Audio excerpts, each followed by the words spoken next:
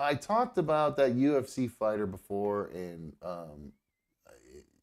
John Jones, Yeah. and I was thinking, and it's as I watch videos like that, I'm getting a little older, and I'm getting to be an old scared white guy, and I've been considering getting a strap.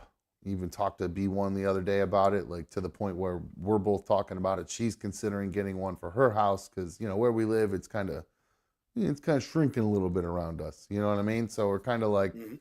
kind of like, hey, maybe we need to do a little prevention here. But having said that, I saw this video today that made me question whether or not I should be walking around strapped, because even if you are strapped, you never know what could happen if you try to pull a gun on someone. And that is evidenced by what happened in the subway in New York last night. Did you see this? What happened on the I subway in think New I York saw last night? I saw a clip where a bunch of people that are like ducked down and hiding. And I don't think I hit play or anything, but it looks like a bunch of people that are ducked down and hiding. So It's a pretty crazy story. So it's just last night on the subway in New York. There is a kind of, I'll show you where it starts off. There's two guys. You can't really see the second guy, but they start kind of, on a subway, there's so if you're just listening and not watching, picture, a subway car. You have that rail in the middle that kind of holds the thing mhm. up and people will hold on to it. There's two guys that kind of start dancing around this rail in this video, and you can kind of hear how it escalates from there. So picture a fight on a subway. Oh,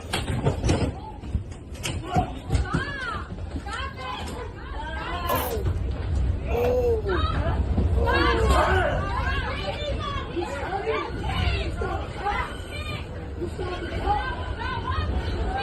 Get them off him. Get him. Get them off of him. Oh my god! I'm behind you, bro. Come on. Get She them off got of him him. so many times, dude. She got him so many I times. think I think she just got him once. No, dude, she got him 2 or 3 times in the back, bro. Oh, you think? I thought it was just the way it was leaking. It looked like that. No, you can see it, dude. She poked him a good 3 times, dude. So you could see he's wobbling a little bit. So he goes over to his jacket. Oh no!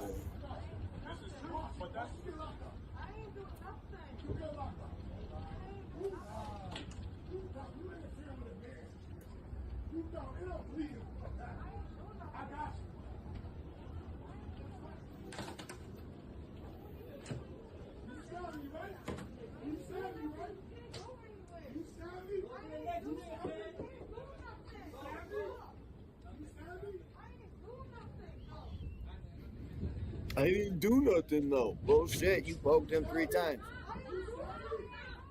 You heard the click, and everybody starts running.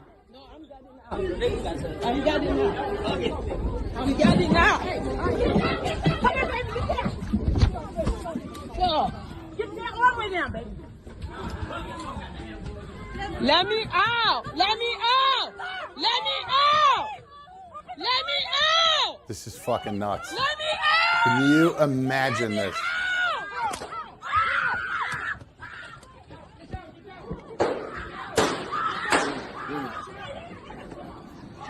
Oh, I hope she's laying on the ground.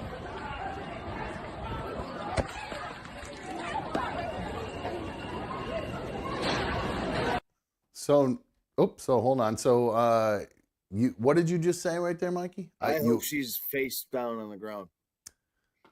The craziest part of this whole story, Mikey, you know how I mentioned I'm not really sure it'd be a good idea if I got a gun, and you would think it's because you'd be worried about shooting someone else. No, He got shot with his own gun. the guy who pulled the gun got shot with his own gun. Can you fucking believe that shit? Isn't that Look, unbelievable? if you got a gun, pull the trigger, man. He sat there talking way too much shit. Pull the gun out and just squeeze the trigger. Absolutely. And so here's what happened. This guy, his name is, I'll just read you the news story. The man suspected of shooting an aggressive subway rider with his own gun will not face charges, as Brooklyn prosecutors have ruled he acted in self-defense. Yep. Yunus Abuad, 32, was arrested Thursday night after a terrifying encounter with Dewan Robinson, 36, when the two men erupted into a wild brawl on a rush hour subway that ultimately led to Robinson being shot in the head. Blah, blah, blah, blah, blah. DA's talking. At this stage, evidence of self-defense precludes us from filing any criminal charges against the shooter, according to the DA. Robinson was shot after Abuad wrestled his gun from him during the fight. The NYPD told the News Daily Mail on Friday morning Robinson was in critical condition and it is unclear if he will survive. So, stabbed multiple times by the girl and then shot in the head with his own piece because he wanted to talk shit before he shot her. Yeah, it's unbelievable. Now, you can't really tell in that video who started the fight. And Nope. so if the guy in the black who had the gun started the fight, then I guess in the end it does fall under self-defense at that point, or just because he pulled the gun? He pulled the gun. I think it's just because he pulled the gun. I think it all goes out the window. I mean, I'd like to follow that story. I never ended up will or anything like that, but I want to know, like, if the girl got charged or anything like that. Does it say anything about the dude getting stabbed multiple times? Because she poked him a good few times at the beginning of that video. Let me find out. Let me see. Let me dig a little further into it because I don't think I saw anything about the stabbing.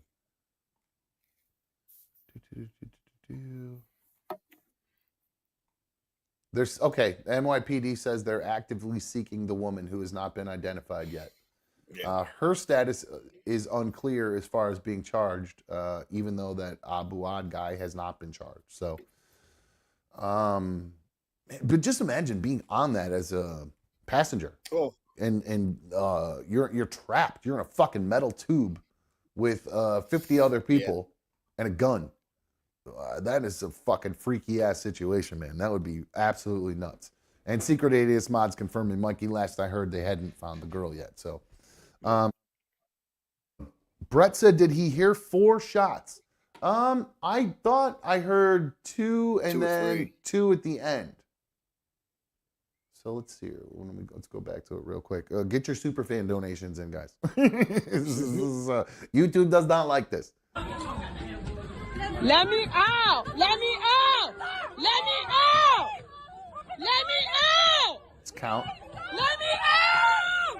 Let me out! Like 1.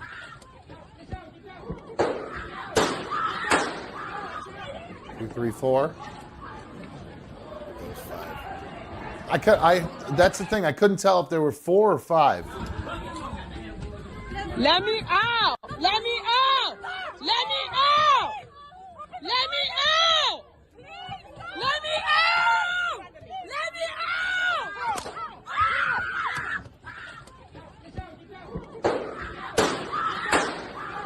out! 5 shots. Wow. Ooh, that shit's fucking intense, man. That would be so scary. Irish Ronnie said some kid got poked up last night down the street at the store I go to every night. Scary shit. Yeah, no, that's not good. Yeah, don't go to that store anymore. Fuck that.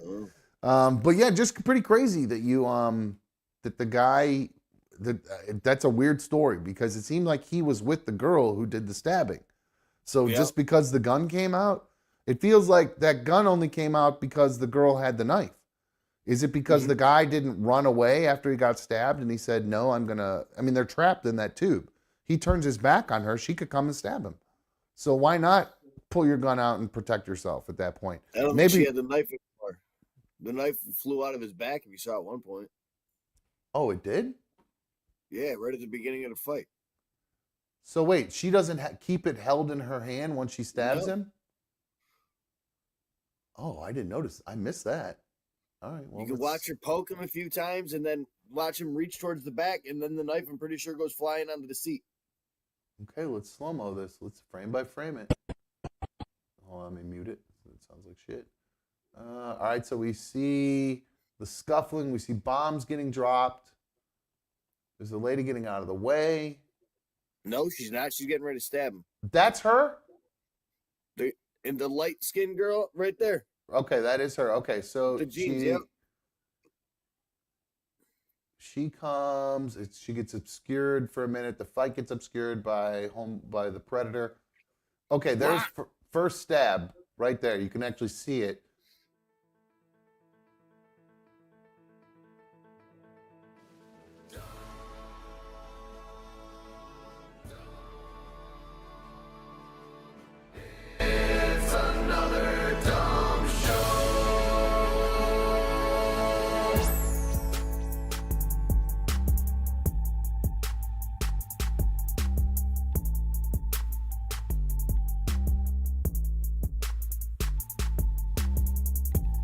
Yo, yo, yo! Welcome to another Dumb Show. I am Another Dumb Show host. Thank you for joining me on issue number 195 of Another Dumb Show. It's so good to have you guys here with me. You know how good it feels to have you guys streaming on my tube. It feels so good. It feels so right. Hey, if you haven't already done so, hit the like on tonight's video. I apologize for the smoke. I didn't realize, apparently I really burned down here a few minutes ago. It's really smoky up in here. I didn't dissipate just yet, so I apologize for the smoky ass atmosphere we're dealing with. Anyway, like tonight's video. If you could do that for a brother, I'd greatly appreciate it. Those of you who are not watching live, remember to comment on all the things we talk about tonight. Make sure you comment, and I will read it back on tomorrow's show. And subscribe. Those of you who are watching the show and you're wondering why you can't participate in the chat, it's because you have to be subscribed for at least 10 minutes. Once you're subscribed, you'll then have access to the League of Dummies. That's what we call our live chat here on Another Dumb Show. We'd love to have you here as part of the league. I saw Crystal was first in the league tonight. Way to go, Crystal. Congratulations. Thank you for being first. Thanks for all your support. Crystal knocking out the firsts lately, so thank you very much. Appreciate it. Another Dumb Show is fan funded. Couldn't do it without all the fans and all your financial support. So obviously make sure you guys get your super fan donations in tonight. And if you're not already a member of the show, make sure you hit the join button and become a member. That's how we keep Another Dumb Show up and running here. And we would encourage you guys, if you don't already have your gifts enabled, our league members are very nice. They like to give out gifts. So if you go to youtube.com/anotherdumshow/allow_gifts, you can enable your gifts and get yourself a free membership, perhaps. Don't forget, you can always download Another Dumb Show as an audio-only podcast through the YouTube Music app, and follow the show, X and Instagram at Another Dumb Show. 844-HIT-DUMB, 844-448-3862. That is the number to call. I pay for these damn phones, so I expect you guys to call. So give me a call. If there's something you want to talk about, something you did. What'd you do for St. Patty's Day? Let me know how you did it. Angelina in the chat, she says loves the hoodie. Thank you. I appreciate it. I love this hoodie too. It's one of the most comfortable hoodies. My dude's woodshop hoodie. Very comfortable. I love it. Quick comment here. The other day, Jose had made a comment saying regarding the gaming issues. He wonders why I don't full screen the game. Full screen the game. When I play, I usually have me in a little corner down in the, kind of like when I do that. To kind of figure out kind of what like that. actually really Whoop, that's still playing. That's the recap. But so kind of like that, but just picture it with the video game in there, right? So kind of looks like this. So that's what it looks like when I'm playing. But there's a video game in the big one. For some reason, hold on, I'm getting blown up. I want to make sure it's no technical issues. Usually I'm getting text messages when something's broken. Anyway, Jose had commented about something with the full screen. He's saying, why don't I full screen the video games? And I was explaining that I'm just stupid and I forget to press the button. And he just wanted to clarify why he wants the full screen. He said, Dom, let me clarify. I meant to make the game full screen and still show myself in the corner like the streamers usually do. We still get to see you and the full screen game. I only bring this up because I casually watch the show on my phone. I usually watch the show on my phone, and it's a little hard to get the full view of the game. But you're doing awesome, and I love your show. Good vibes to your daughter. Thank you for sending the positive vibes to Keely. I greatly appreciate it. I had a good St. Patty's Day. My daughter seemed to have an even better St. Patty's Day, so I'll give you guys a quick Keely update here. So she spent all the way through. She started. I told you guys last week she was in the hospital. She had jaundice, and she ended up being in the hospital until Saturday afternoon. She went through a whole bunch of tests: MRI, endoscopy, biopsy, all kinds of stuff, multiple blood tests, all kinds of stuff where they were just monitoring her essentially and giving her different tests to see what was causing this jaundice. She was nauseous and was experiencing nausea and couldn't keep anything down as far as food goes. So I think Friday she was still in. It was the last we talked about it. She was still coming out of her, I think, her endoscopy Friday. I don't even remember the timeline at this point, but she was still in Friday night last I talked to you guys. Saturday, I give her a call during the day, and it rings twice, and she sends me to voicemail. Now, she had told me the day before she was going to have a lot of people in the room with her visiting, a lot of guests, other family members, like from her mom's side, aunts and cousins and such. And so I just thought to myself, maybe she's just really busy in the room, so I'll let it go and she'll call me back when it starts to calm down or whatever in the room or when she finds out what's going on. Don't hear back. She doesn't call back. So finally, I think I finally got a hold of her later on Saturday. I don't even remember if I got a hold of her Saturday or not. I think I did. Yeah, I did finally get a hold of her Saturday because my mom had called me and my mom couldn't get a hold of Keely either. So finally got a hold of her. I believe she had gotten out at that point. I can't remember. It was a little fuzzy. Or wait, no, Saturday I worked. So I tried to talk to her. Did I talk to her before I went to work? I can't remember the timeline. But long story short, I worked at the nudist colony, so I wasn't able to talk to her while I was DJing. I'd love to tell you guys there were a lot of great stories that happened at the nudist colony while I DJ'd, but nope, just a bunch of really nice people. A couple people got naked, nothing crazy. There probably, I don't know, maybe 40 people. It was a very small event, if that many people. There probably wasn't even that many people there, but they had a lot of fun. You know, they did some drinking. They all dressed up for St. Patty's Day. Like I said, a couple people got naked. Not everybody. Saw a couple boobs, saw a couple dongs. You know, nothing too crazy at the news camp. So anyway, made it through that Saturday night. Sunday morning, I finally, it was St. Patty's Day on Sunday yesterday. And I wanted to check in with Keely to see what she was doing because one of the things they told her before, oh, that's what they did tell her. They told her, I forgot, that one of the updates that they told her was that she's got some stuff going on in her esophagus and they don't want her to drink for a little bit. So until that heals. So I got a hold of her on Sunday for St. Patty's Day just because, you know, we're Irish. It's what we do. I wanted to see what she was doing because it's a big day for her. She loves St. Patty's Day. And I wanted to make sure she wasn't going out drinking. I didn't know what she was doing, if she was staying home or what she was doing because had all kinds of plans to go to the parade and all this stuff. So I finally got a hold of her. When I do get a hold of her, it's so much noise in the background. I realize she's out it's clear she's at a bar. And surprisingly, what the craziest thing is, she was talking to me on her watch. It was more clear than somebody talking on their phone. And I don't know if it's just because it's literally right up next to her face or whatever, but it sounded fantastic. It like even kind of or dulled the background noise to where her voice really stood out. So those Apple Watches are pretty fucking sweet. But anyway, so she admitted she was, or not admitted, I asked her if she was drinking. She said no, she wasn't drinking. So I'm just going to take her for her word for it and that she was just out having a good time. So Keely seems to be back doing well again. I guess she seems to feel better. She was able to keep food down. And we're just waiting on results of all these tests, I guess, or the biopsy. Hopefully nothing comes back from that. And not really sure what caused the jaundice at this point. We don't really know. So hopefully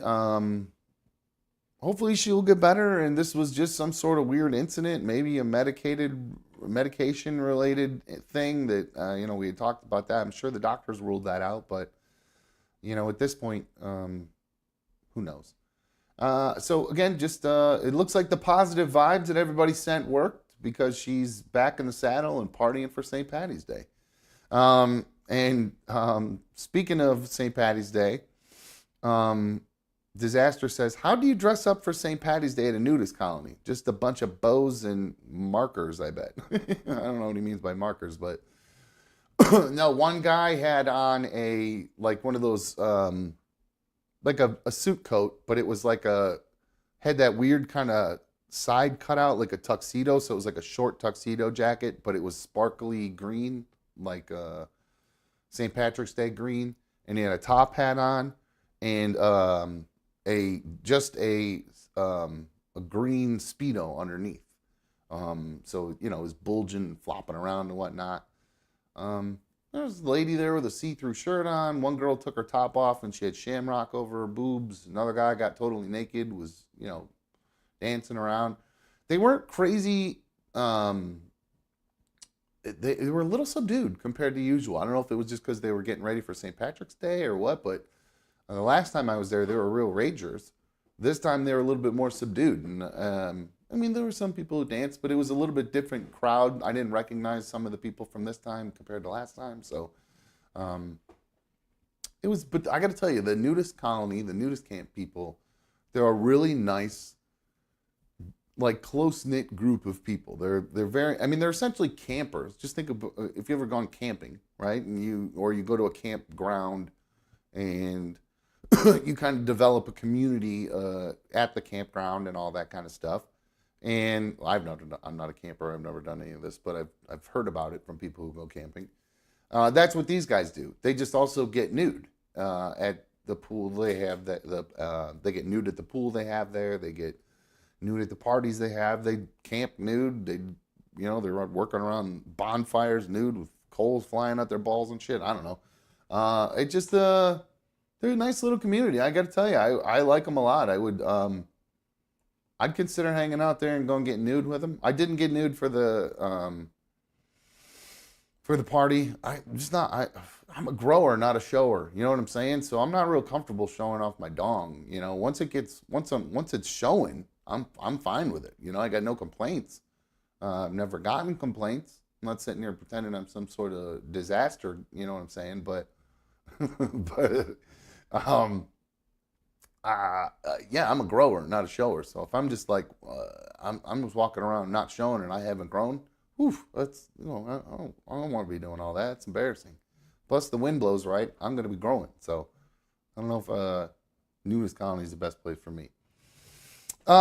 Speaking of best places to be, when she was out and about for St. Patrick's Day, I was glad to see that she was not downtown. There was earlier B1 stopped by and she showed me a video of just the absolute chaos that was going on downtown yesterday. Obviously, there were people out having fun for St. Patrick's Day. But in downtown Cleveland, things got a little rowdy as the day went on. This is one of the incidents, just one of about, I'd say at least 7 different fights that I saw in just this one montage video. But this is one of them. This is what was going on in downtown Cleveland yesterday. This is why you can't have none in Cleveland, Ohio. Take a look.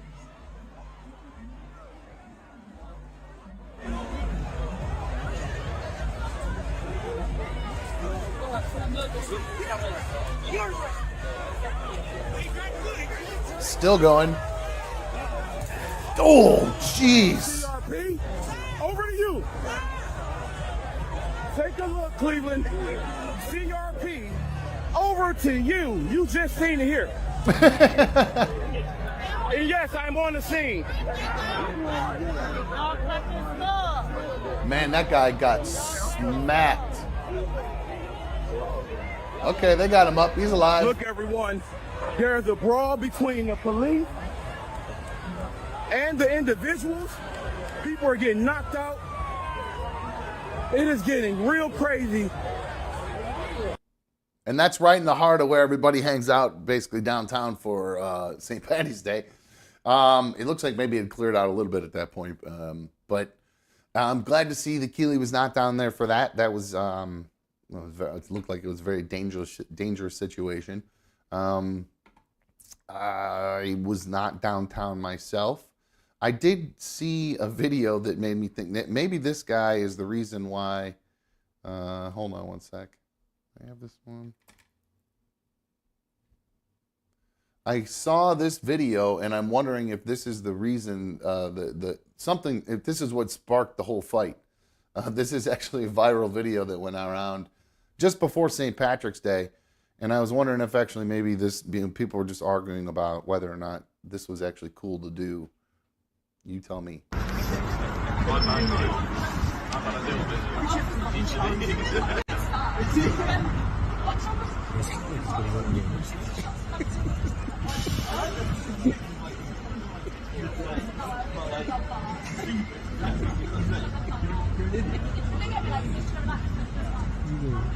What the fuck is this guy doing?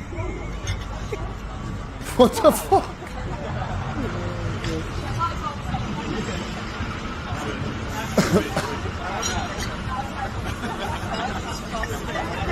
Oh, he keeps going back for more.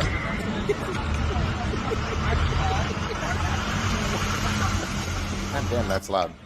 So people have described that as absolutely criminal. What he's doing there, dipping his Domino's pizza in his Guinness pint. Now, I've never done this before. I've dipped pizza on ranch and garlic sauce like everybody else. I think I've even tried it with barbecue, just, because I'm a weirdo and a fat guy. Never ever considered dipping it in my beer. And Disaster, see, I knew that's what started the brawl downtown. Is you can't. He said that's why the fight started. You can't dip an Italian dish into an Irish drink. Crooked Orchid says that guy, he is living his best life. So no, I thought that video was pretty funny that it came out right before St. Patty's Day. I thought about trying that just to give it a whirl, but it seems absolutely gross. Plus, it might taste good on the pizza, like adding, especially Guinness, because Guinness is got a bit kind of strong flavor to it or whatever. So I could see the dipping there, but you've ruined your pint at that point. It's going to have floaters and grease in it and everything. How are you going to drink that beer at that point? That's just fucking nasty. It's gross. So, yeah, I believe that's what the cause of all the hubbub was downtown yesterday. Now, my day yesterday. I feel like I am living in what's called Lonelyville, USA right now, guys. There is a epidemic of people who are close to and or middle-aged, people who are from between 40 and 65. It says that there are more middle-aged adults in America who are lonely compared to European peers and other countries around the world. So a lot of middle-aged people in America are lonely. And they say there are 3 reasons for that in particular. One of them is possibly due in part to weaker family ties. Second one is social media. And the third one is income inequality. Now, I got to be honest with you.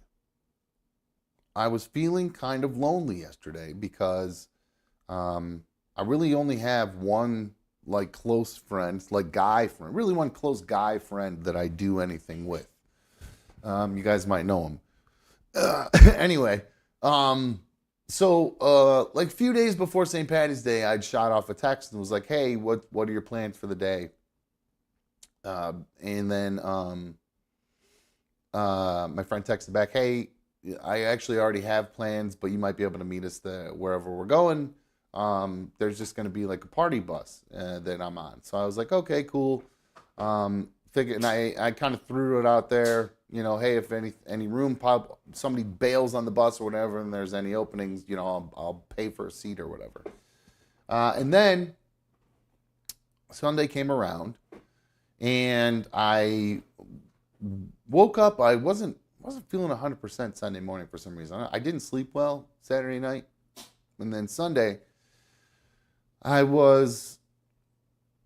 felt weird about going out a little bit because of the situation with the bus. Because I was like, well, even if I go, I'm going to get, if this is a bus going from bar to bar to bar, how am I going to do that? You know what I mean? So I kind of hinted to B1, and I'm not trying to blame B1 bit. So if you're watching, don't think I'm blaming you for any of this by any means. But I kind of hoped that she would want to go out with me, and that maybe she would kind of be like the DD and would go kind of bar hopping with me, so I can hang out with my buddy and have some fun.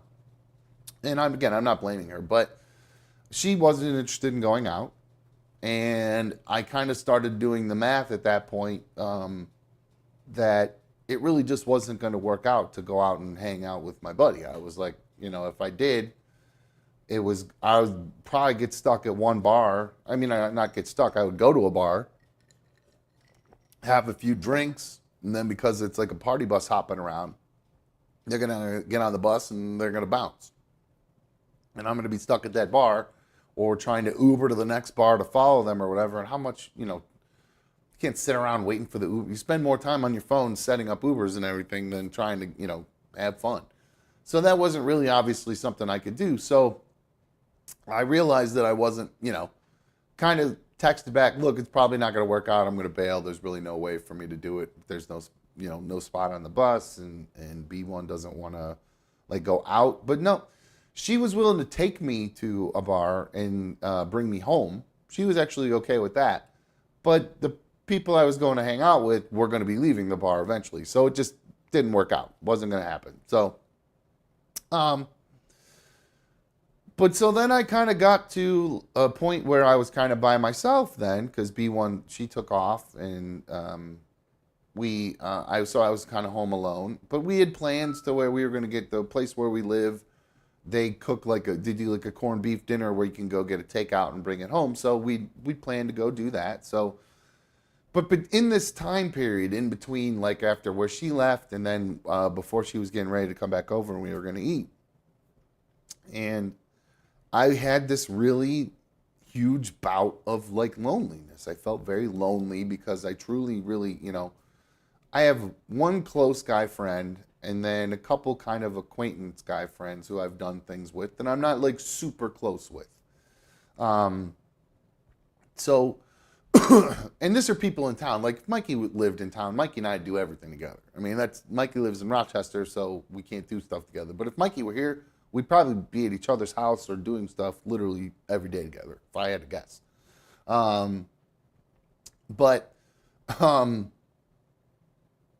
So I was sitting there just feeling kind of sad, you know what I mean? And then I saw this news story today about middle-aged Americans being lonely and some of the things that led into it, and one of them being weaker family ties. And while I did talk to my daughter that day, we didn't make plans to go out. I probably could have said, "Hey, I'm going to Uber out to where you're at," but she was she was in a suburb way on the other side of town. She wasn't close to me.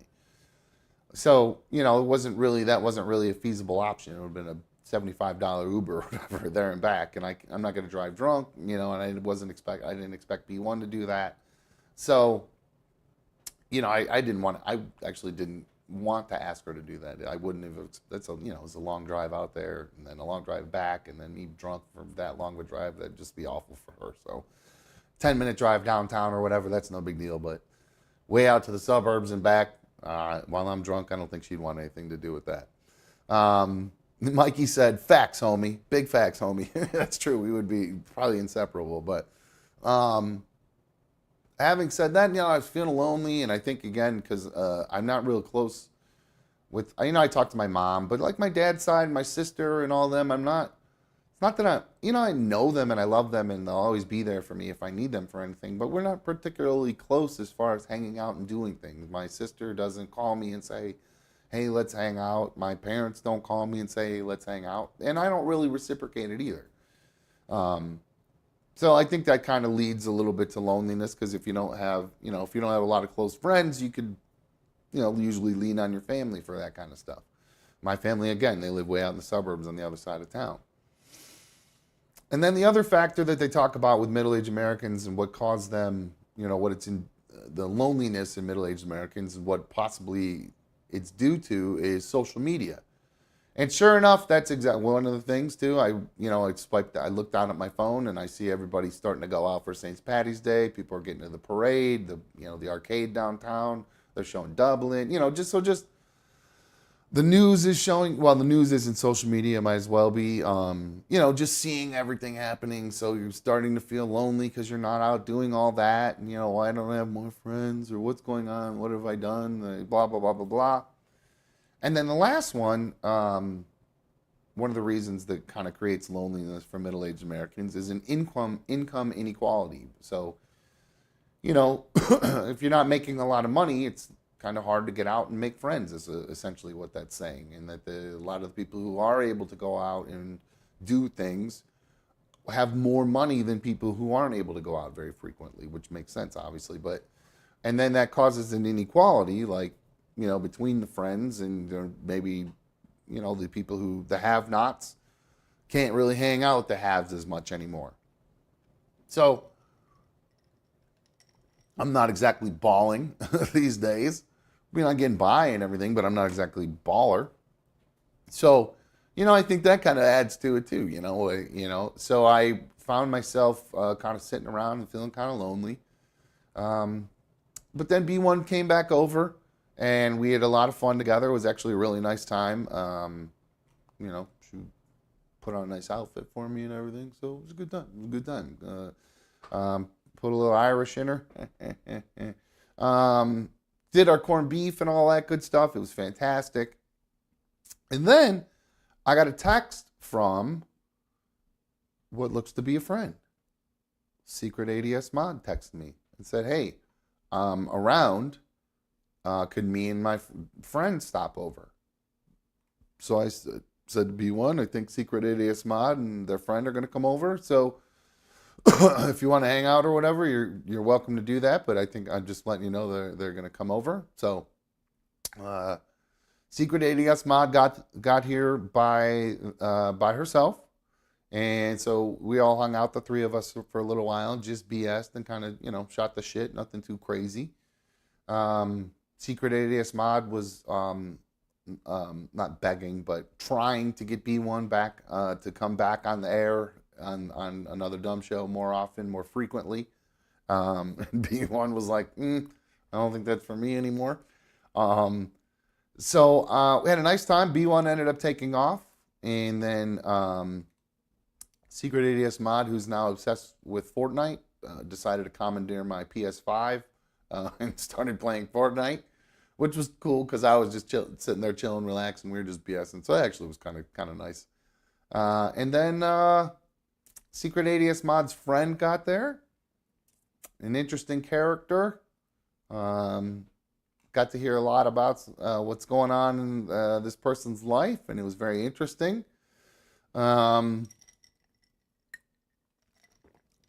Oh, sorry, I just swallowed a piece of ice. You guys are going to hear me crunch it. Sorry, that was going to be loud. Anyway, so thank you to Secret ADS Mod, my new friend, for coming over with your friend, who was my friend. And we all ended up having a really nice time just doing some drinking. And let's see, I know we just bullshitting, shooting the shit, just hanging out. We were, just talking. It was actually a really nice time. Didn't really get anything too deep or too crazy or anything like that. It was just kind of a chill, relaxing night, Drank some wine. Secret ADS Mod's friend drank a Blue Moon. So it was a pretty good time. They ended up taking off to go to a bar together around, I don't know, I think it was around midnight or so. I was tipsy and thought it would be fun to go to a strip club with Secret ADS Mod's friend. So I was trying to push for that, but then I was like, nah, the money is too much. It was going to cost too much. So that ended up not being in the cards. So they ended up going out to a bar by themselves, and I ended up calling it a night. I just sat here, and you know what I did start doing? I watched Shane Gillis's comedy special on Netflix. I think it's called Bad Dogs or Beautiful Dogs or something like that. That was fucking hilarious. I was actually sitting here laughing out loud, belly laughing at it. It was so funny. And then from there, well, I just lost my train of thought because my phone went off. Sorry. Where did I leave off? Fuck. They went to the bar. Oh, I watched the Shane Gales thing. It was really funny. I laughed I really recommend watching that. It was really funny. And then I was still awake. I couldn't fall asleep. So I turned on a movie, the third installment of a movie series that I love. Because, well, first off, I'm a dipshit. I really wanted to watch the Roadhouse movie. And I was under the impression that it came out on March 8th. So I wanted to see the Roadhouse movie. And for some reason, I thought it was on Netflix. And I haven't had a Netflix subscription. So I was like, fuck it. I'm just going to get the Netflix subscription so I can watch Roadhouse. I download it, get Netflix, and start searching for Roadhouse. It's not on Netflix. And then I start Googling. It's on Prime Video. And it doesn't come out till March 21st. So I don't know what the fuck I was thinking with that. I don't know how I mixed that all up. I know it was like the theatrical release was on the 8th or whatever, but the Prime Video release isn't until the 21st. So I was like, fuck it, I got to find some other movie to watch on Netflix since I paid for it. Man, I found a great movie. The third installment of the Equalizer series. If you guys don't watch the Equalizer movies or you haven't seen the Equalizer movies, man, they're fucking great. Denzel Washington doing that shit with his watch and whatnot. It's so fucking cool. What a great movie. This one was set in Italy too, so it was just, got that cool Italian feel to the whole movie. It was fucking great. So that was how my weekend went. Felt a big bout of loneliness, and then ended up having a nice evening last night. So thanks again to Secret AS Mod for stopping by. It was a good time. Thanks to your friend too. Now, I showed that video of the Cleveland. I showed that video earlier of what was going on down at St. Patty's Day in Cleveland and the brawls that were ensuing. And you saw how the cops got involved, and you saw the cops basically just take that guy and throw him right on the fucking ground like a rag doll. They bring it. I found a story today that I got a lot of stuff that relates to cops tonight, so there's going to be a lot of like weird cop stuff tonight. Not necessarily good or bad, but interesting. And I have a couple stories. I'm bringing this one up because the Nashville police are in the news for a couple reasons. First off, they're in the news because they released the fitness test, the video of them doing their fitness test. Now, I'm assuming this is a real video.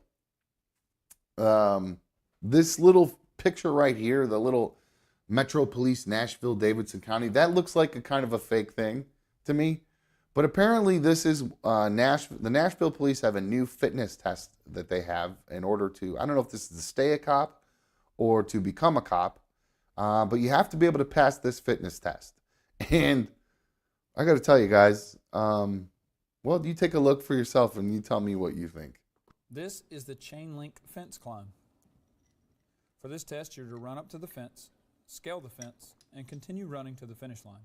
The test may be administered twice with at least a 2-minute rest period between administrations. Your fastest time will be used as your score. Solid wall climb. For this test, you're to run up to the wall, scale the wall, and continue running to the finish line. The test may be administered twice with at least 2 minutes rest period between administrations. Your fastest time will be used as your score. All right, it's gonna get more challenging, right? Okay, 99-yard agility run. This test simulates a short distance foot pursuit that could occur in a parking lot. This test requires you to make frequent changes of directions while running as fast as possible. You will have to step over several obstacles and clear a small obstacle while continue running. This test may be administered twice, if desired, with a 2-minute rest period between tests. Wow. So this is what the police need to do in order to pass the fitness in Nashville, wherever it is. This is what cops have to do to prove that they are fit enough to be cops. Now, I'm going to be honest with you. I could pass that test 100%, I could pass that fucking test. I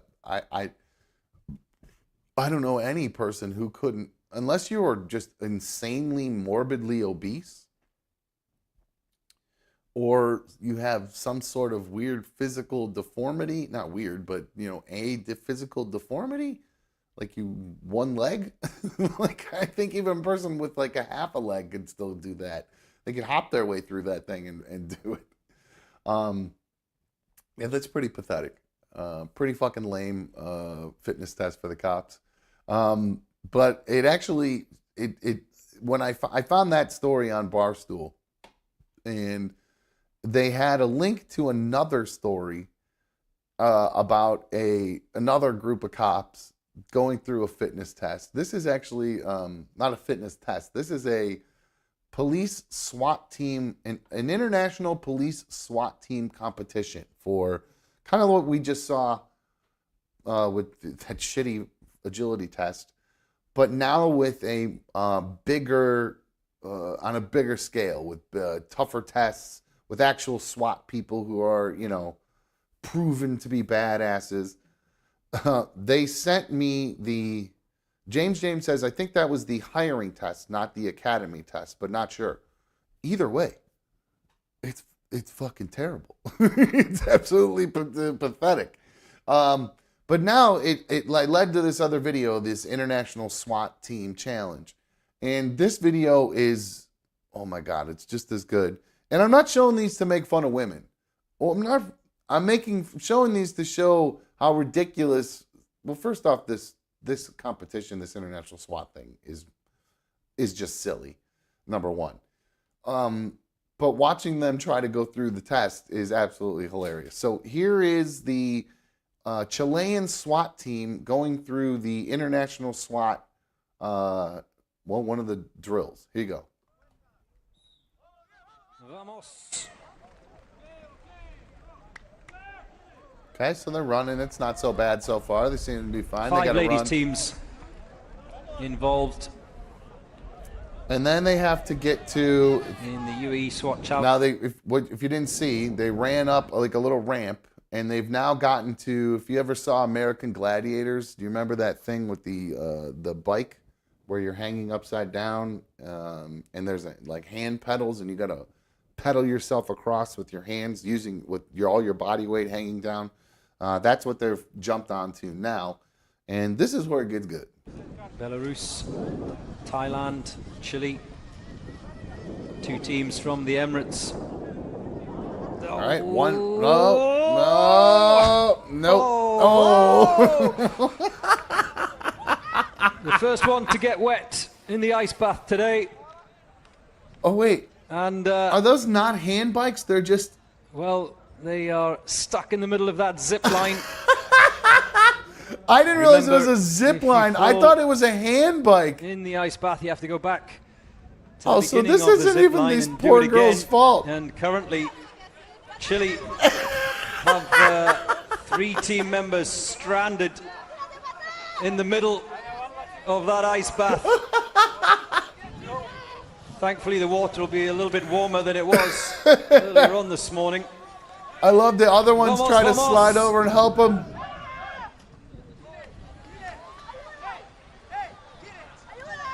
And it just goes to show you All right, how important momentum is. This goes on for almost 6 minutes. So I'm gonna. Oh, down they go. So I'm gonna just kind of scrub ahead as this continues to go on for 6 more minutes. This one said, "All right, they're not giving up yet." They fish out one of the shirts. Okay. All right, let's go for another try. This one says, "Fuck it, I'm just jumping right in." Why did she do that? Why did she just say, "Fuck it, I'm just jumping in"? All of the equipment. Oh. And of course, the added problem comes with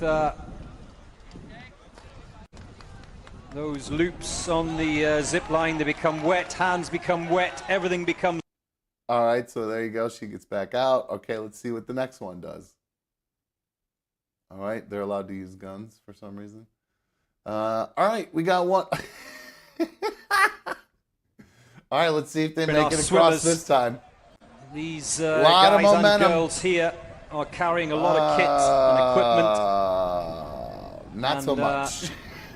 It weighs you down as soon as you go in that water, and it's even Fuck, I worse could if watch you this get all wet. day. This is fucking hilarious. Well, they're not giving up. Look at this They're one. not I'm going to giving grab up. you by the foot and drag you. Yeah, now you're thinking. Come Good on. SWAT teamwork. Well, the judges telling Nope, not going the to other count. team members they Nah. can't assist and drag their colleague across. Looks like that's the only way it's going to work, because I think you guys set it up with some pretty shitty straight line stuff and kind of have a little bit of a drop on that. All right, so that's it. So that's how it goes. They, I don't think anyone ever makes it over, if I remember. Oh, this one girl ends up making it. Here we go. Let's give her a shot. And there she goes. One of them makes it across. Way to go. So there you go. There's the Chilean SWAT team and the Nashville fitness test, or whatever the fuck that is. Nashville Police Department fitness test. Pretty crazy fucking shit. Let's see here. Michael K says women shouldn't have certain jobs, and I'm sick of people thinking they should. Let's talk about the WNBA for a moment. Either way, that's the first time I've seen that video. I literally just saw that today for the very first time. So that was really funny. I know that's probably a couple weeks old or whatever, but today, that's the first time I came across that video. That was very funny. So I mentioned that there's a couple stories regarding, or a couple things that have to do with the Nashville Police Department right now. And so I showed that fitness test. And what else is going on right now is the story about this kid named Riley Strain. I don't know if you guys are familiar with this story. Here's a picture that might ring a bell if you just don't recognize the name. You may have seen his picture in the news, but this is the kid who went to Nashville for a frat, like a fraternity, just like a conference. He's in the Delta Chi fraternity. His name's Riley Strain. He went to a frat conference with his Delta Chi brothers on March 8th. And then while they were there, they went to a bar, as you would do in Nashville. They went to a bar. The bar they went to happened to be owned by country music star Luke Bryan. Now, Luke really doesn't have too much to do with the story outside of the fact that he owns the bar, and he did make a statement about it. But when the kid went to the bar, he ended up getting thrown out of the bar. This was back on March 8th. He got thrown out of the bar. And after he got thrown out of the bar, nobody has heard from him since, back on March 8th. On March 8th, around 9:35, Riley Strain was kicked out of Luke Bryan's, what's it called? 32 Bridge. Luke 32 Bridge. He was kicked out of the bar. And I guess the reason was they made a decision based on our conduct standards to escort him from the venue through our Broadway exit at the front of the building. So it's a weird story, because after he ends up leaving at 9:38, around 9:46, there's a video of him. Where did my videos go? There's video of him walking down the street in Nashville by himself, which is kind of weird if you're there with like your fraternity brothers, I gotta say. He's there by himself. There's video of this kid walking through downtown Nashville. Now, when I say walking, he's really stumbling. He needs to lean on this road closed sign. He's walking kind of funny. I mean, he's 6'7", so he just looks a little bit strange as he walks. But it's a little bit, he's stumbling around here. He doesn't know which direction he's going. This is somebody who's clearly very fucked up. Here's another view of him walking, struggling, kind of leaning over, holding onto the wall for dear life, because we've all been there. If you have too much to drink, you find whatever the fuck you can find. Here's him stumbling down the street even further. So that was around, let's see here, back to my timeline here. That was about 9:47 p.m.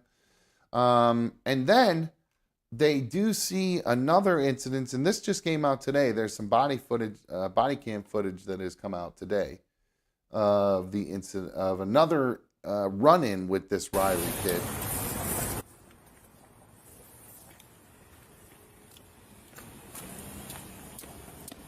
So look to your on the left side here. How you doing, sir? I'm good. How are you? Good.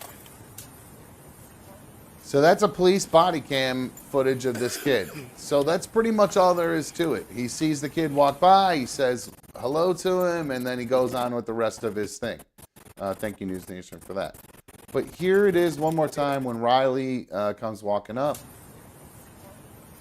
Oh, did I miss it? I missed it. My bad. Too far back. How you doing, sir? I'm good. And you know it's him because of that unique shirt that he's wearing. He's got this kind of, I wouldn't say it's goofy, but he's got this unique white and black shirt on. And that really, it matters because I saw a report from somebody saying that, here's that picture of him in that shirt so you can see the two. There's that shirt and then that's him walking. You can see the pocket.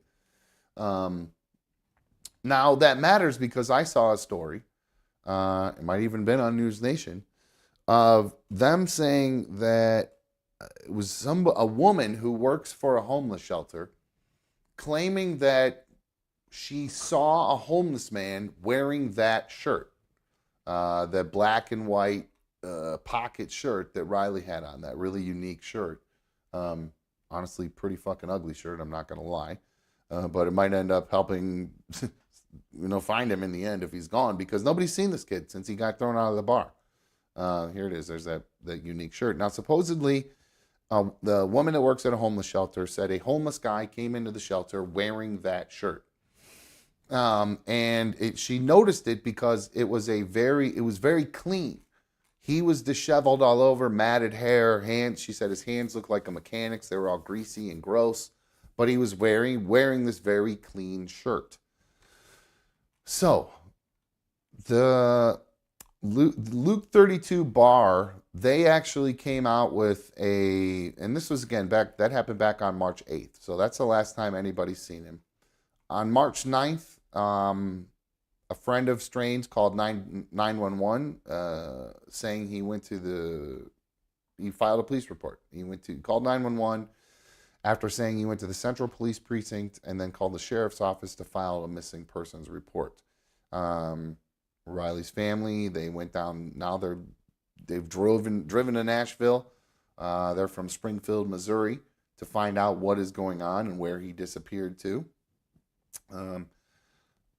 March 11th, the Metro Nashville Police Department posted on X saying that they're still working to locate Riley and asking the public for tips. They've checked hospitals and jails with no luck. And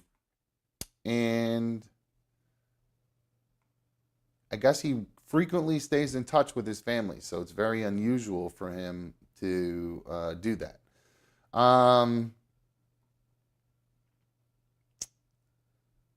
He then, so the family's now part of the search. This goes on for days.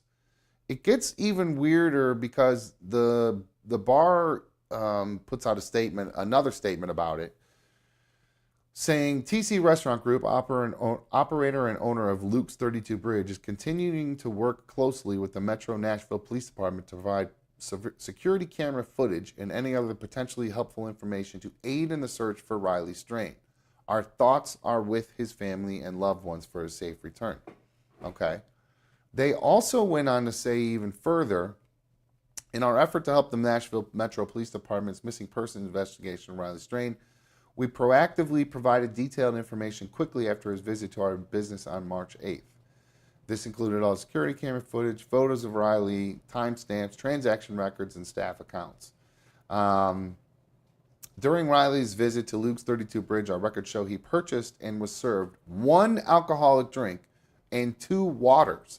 At 9:35 p.m., our security team made a decision based on our conduct standards to escort him from the venue out the front of the building. He was followed down the stairs with one member of his party. The individual with Riley did not exit and returned upstairs. So Riley got kicked out and his buddy ditched him and left him all wasted to go fend for himself outside of the bar on his own. Which is a real shitty thing to do. That's been done to me by my friends when I got too drunk. They left me kind of bailed me out on the street. They're throwing snowballs at me. So I've been there, Riley. I get in the wrong car, all that kind of stuff. So I've been there. I fortunately, I've stumbled. One of my trips to Rochester, I got so lit. I ended up like walking back to a hotel through the rain from one of the bars because I was just so completely lit. So it can be dangerous when you're walking around. And they now have found Riley. I guess apparently Riley's debit card has been found near a homeless encampment in Nashville. And this homeless encampment, unfortunately, is right on the banks of a river there. Check out this video. Here's video of where they found his debit card. So if you look right over there, I mean, you could see the river right there. You slide down that hill, you're going to end up in that river. So if I had to guess, if I had to put my money on it, this kid gets drunk, he stumbles out of the bar, he's stumbling through Nashville by himself. He ends up at this homeless encampment thing or whatever, and what happens there? That's where it starts getting a little weird to me. Is there some sort of foul play involved? Is that woman telling the truth about, maybe not telling the truth, but just is she mistaken or is she correct in saying that she saw a homeless guy wearing Riley's shirt? If that's the case, then what the fuck happened to this kid? Did they strip him down and beat the hell out of him and then throw him in the river? I mean, I think either that or he just, if this shirt thing, if I hadn't heard this story about the shirt and this woman saying that she saw the homeless guy wearing the shirt, I would say, no, this kid just got drunk and he just happened to slide down this embankment into the river and he probably drowned, which is, very sad. But that seems like a plausible story. Seems like that's what happened. And that's kind of, remember the old story on the old show with my buddy's girlfriend's family friend who wandered out of a bar and they ended up finding him in the river, and there was a lot of allegations of foul play in between, and I don't believe there ever were anything proven about any of that. Secret ADS Mod just brought that up. Why does it sound just like the investigation we did for Charlie's friend? It's crazy. But no, it seems it is a very, very, very similar story. Where he's out with a group of friends. He gets separated from that group of friends. Bits and pieces are found. Phones are found. This guy's debit card got found.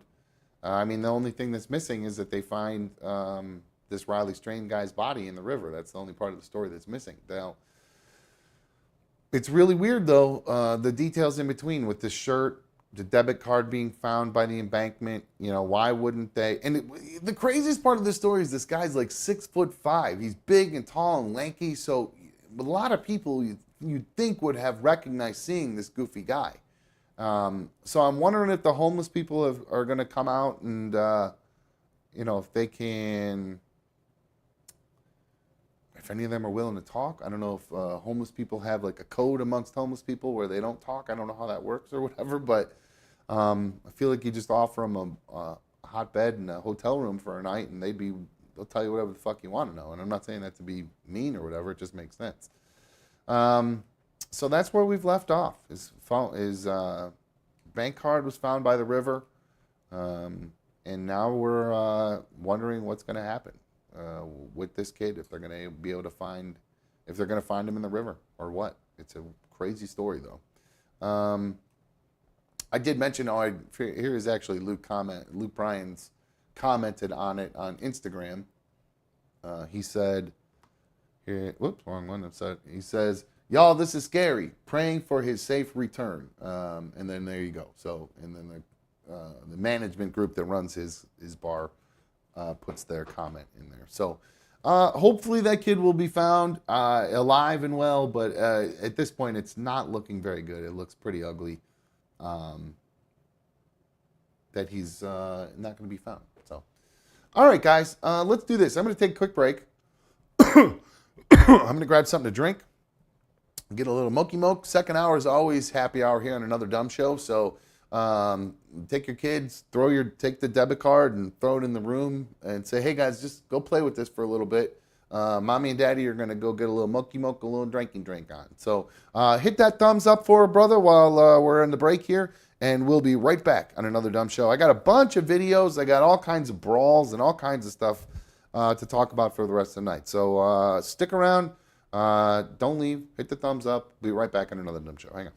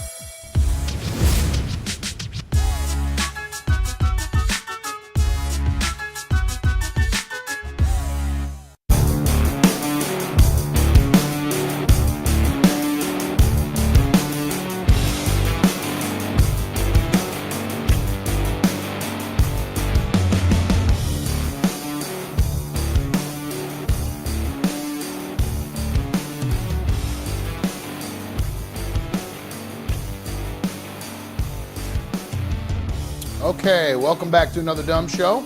Another Dumb Show host. Thank you for joining me on issue number 195. I appreciate you guys all for being here. Hit that thumbs up if you're not already done that. Get those super fan donations in, guys, because pretty sure this next video I'm going to play will definitely get us demonetized. For this video, last Friday's did for sure when I played that video, the subway thing, like I said. So need that support, guys, for me to be able to keep playing these videos and stuff for us while we're live. Otherwise, it's kind of just a big waste of time. So make sure you guys get those in. All right, now I have a crazy video. There was a hold on one sec. There is a 7-Eleven in Denver, I believe it was. Let me pull up the news story here. I was just getting my video ready here. There's a 7-Eleven in Denver that had a man. Hold on, get my news story here. I apologize, guys. A guy named Christopher Koch, C-A-U-C-H. Christopher Koch is 43 years old. He barricaded himself and 2 others in the back of a 7-Eleven on the evening of March 1st. This was in Denver. 4 police officers responded to reports of a stabbing and a robbery at the convenience store, found that the clerk was, quote, under duress in a back room. This is what the chief told the news. At that point, the police decided to handle business, handle some business. This is what happened when the police arrived on the scene. We'll just cut right to it. Here we go. Hey, we gotta wait.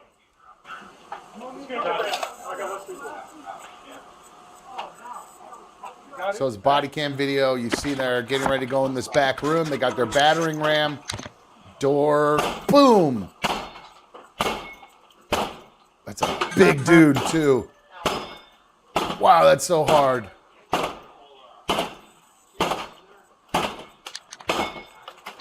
God damn, he's got to hit that thing a lot of times.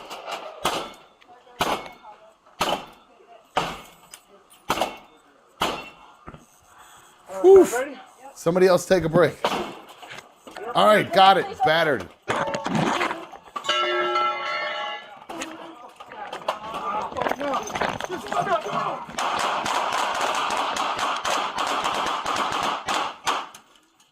Holy shit.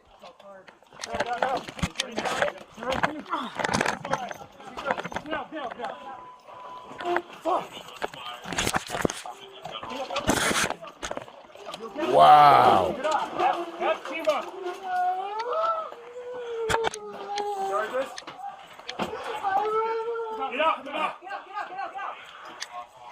Absolutely crazy video.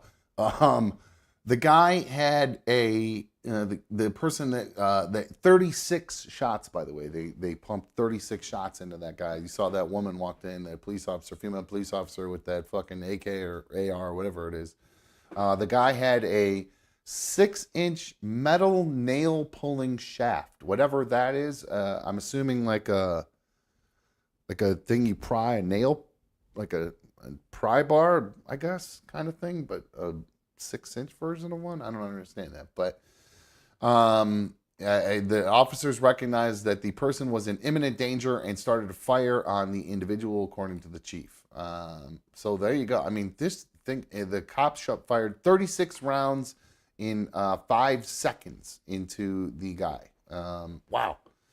That guy ended up dying from his gunshot wounds at the hospital, and the hostages reportedly were unharmed by the barrage of gunfire. So, wow, unbelievable. They're standing in a room on top of each other, and these heroic police officers go into this tiny-ass little room, not knowing really the layout of it, not like a movie, like, you know, there's no Alfred there telling Batman how many people, where they are in the room on the other side of the door.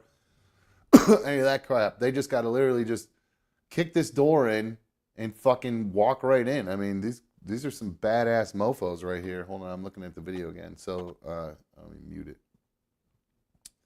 But there you go. So they got to get through this door, assess the situation in less than a second. I mean, You could see the guy there in the background.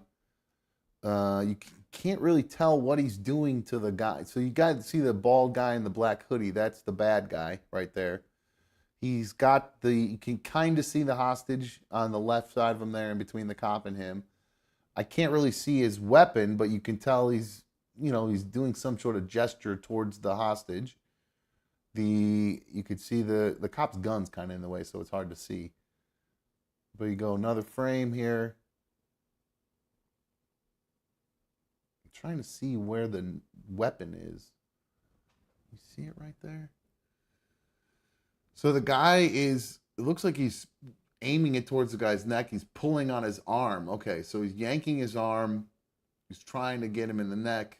And that's when he falls. Now, what happens when he falls? Did the cop already start shooting before he fell? That's what's weird about that.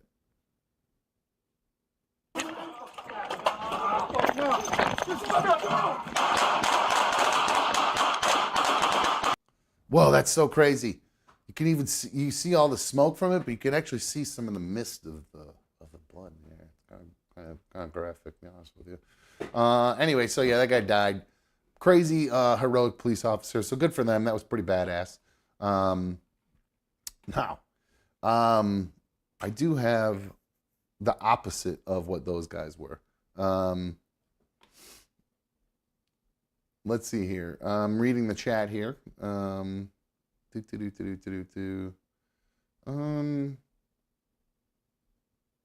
Disaster says, hell yeah, that's how you get it done. Irish Ronnie says, 36 shots. That's a bit excessive, no? Timothy calls that BS, just murder, he says. It did look a little bit weird. Timothy says, how about a taser? Okay. It did seem like when I went back, when we looked at the video there too, and I guess I did go a little jump away from it too quickly. Does it seem like he is falling and is down and away from the guy before they start shooting him? Was that the only one that saw that? It's falling, and then the shots go up. So yeah, he's falling first. Right there. That's so weird.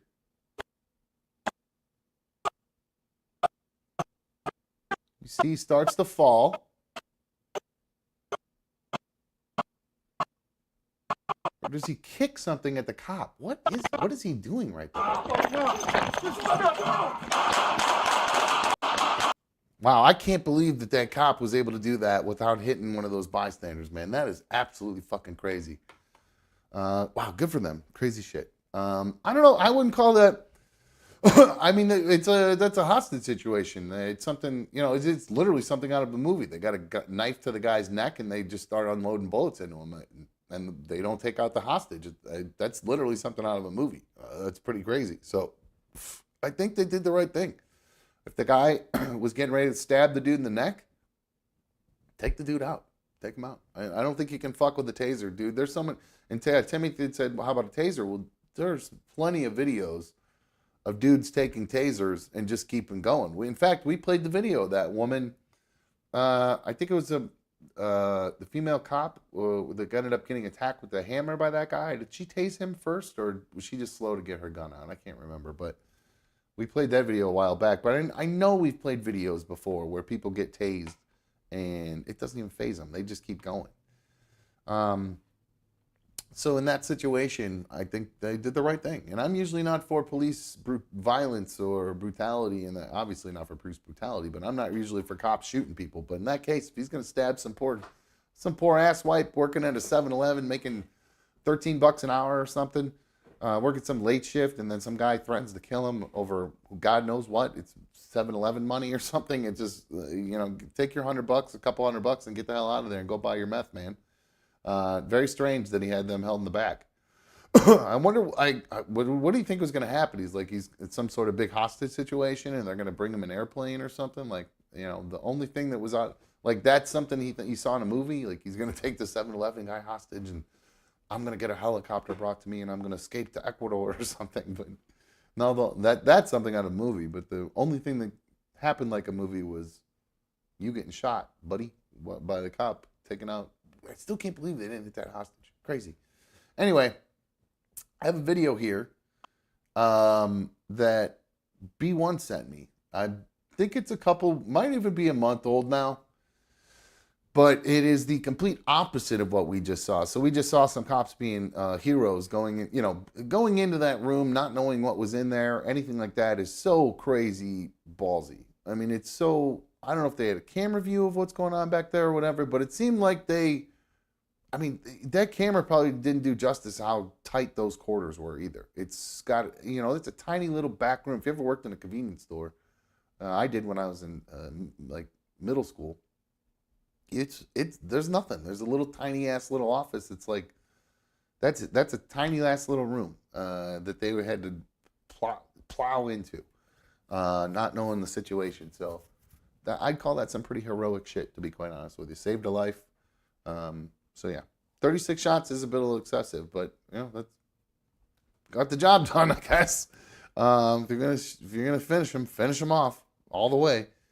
Now this next video is the opposite of a heroic cop. Wait till you see this video. This is a dash cam video from a guy driving down the street. I can't remember. It's in crap. Where is this story out of? Meriden. Where is Meriden at? Meriden, Connecticut. So yeah, this story came out of Meriden, Meridden, Meriden, Connecticut. This is it's a dash cam. So it's kind of weird because it looks like a guy working on for an Amazon truck or something, because he's got like a yellow vest on, but his dog is in the car with him. So it's even stranger. It's a little confusing. I don't know if he's an animal control guy or something. I'm not really sure. But either way, ignore the dog. It's what happens here with well, just watch. Yeah. It's not disturbing at all. Dickhead. What are you doing? Wait. So I got to mute that for a second. Boo, boo, boo, boo, boo. Flicks the guy off. So there's a guy in front of him. He gives him a thumbs up. The guy gets out of the car. Really? Where does it say that? It says stop here on red. You're the one sitting on your phone doing other things. I wasn't on my phone. Really? No, I wasn't. Yeah, I saw you looking down doing everything else. No, I was moving something in my bag. Okay, well... And I'll see you with a ticket and I'll call your supervisor. Sure, sounds good. Let me get your badge number. Okay, asshole. Ooh! You want to get arrested? You're going to get arrested for assaulting a civilian. December 8th, 2023, 37-year-old Thomas Brocuglio was driving his company vehicle with the dash camera on as he approached a red light at the intersection of France Street and Cromwell Ave in Rocky Hill. What are we doing? Kid. Yeah, we got all that part. Let's get to this view where we can see the other one back and forth. It's being driven by 57-year-old off-duty Meriden Police Corporal Alan Ganter. Wait all day. Oh, boo, boo, boo, boo. That Ganter got out of his truck, flashed his badge, and approached Brocuglio. Really? Where does it say that? It says stop here on red. Corporal Ganter began taking pictures of Brocuglio's license plates. Brocuglio accused Ganter of being on his phone as the confrontation escalated. I saw you looking down doing everything else. No, I was moving something in my bag. Ganter gave Brocuglio a ticket and call his supervisor. Sure, sounds good. Let me get your badge number. You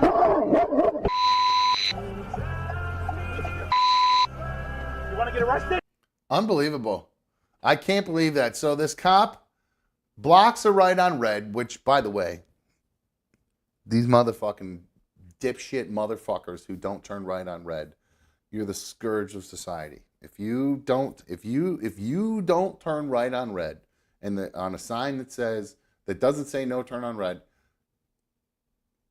find a fucking short pier and walk off it. I mean, whatever. I mean, you're garbage human being. You people drive me crazy.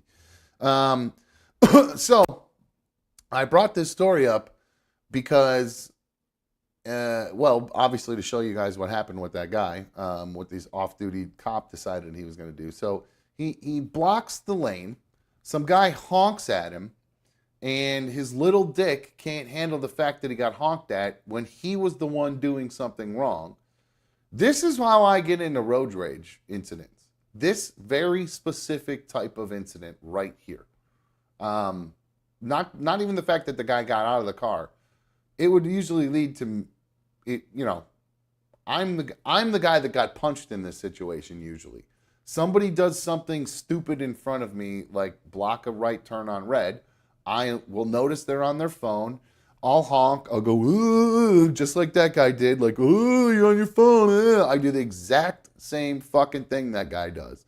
And then when they turning around or whatever, I do this. I flick them off because what the fuck? Because if they'll start waving their fucking hands or whatever, like they're doing nothing wrong, so I flick them off.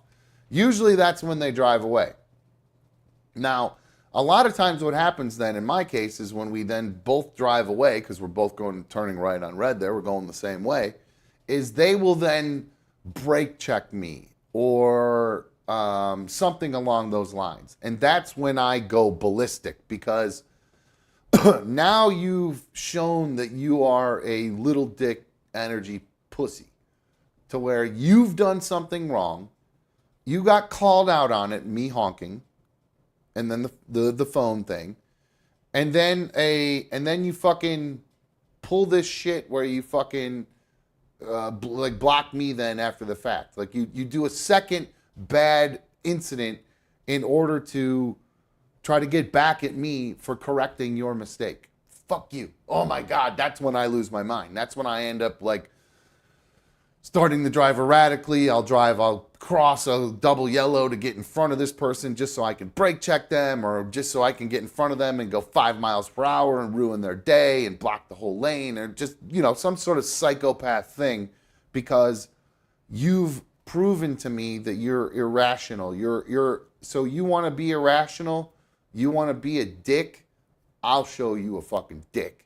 And that's how I usually end up getting into most of my road rage incidents. It's usually somebody does something stupid, illegal, not illegal, just like turn right on red, dude, but you're too busy on your phone to turn right on red. So I honk at you, and then you get mad at me for calling you out. For like, that's the problem with this world, dude. Like, if you did something wrong, just fucking go, oh yeah, I did that. I was wrong. I made a mistake. My bad, dude.